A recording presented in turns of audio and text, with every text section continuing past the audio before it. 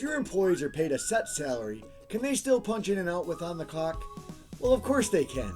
Hi, I'm Herb, an account executive with On The Clock, and in this Tips and Tricks video, we'll walk you through how to assign salaried status to an employee and manage that employee's pay and clock-ins on a web browser.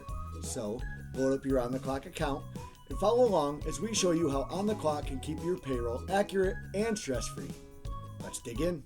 In this video, I'm going to show you how to set up an employee in your On The Clock account to be salaried from the web browser.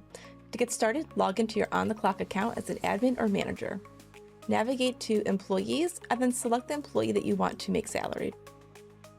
Inside of the employee profile, scroll down to the Salaried Options section. Make sure you turn this to On. Enter in the number of hours per day that the employee will be being paid out for, and then select the days of the week that you want these hours added to automatically. Go ahead and enter the start date for the employee.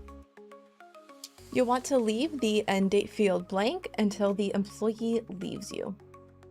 Now go ahead and press Save Settings.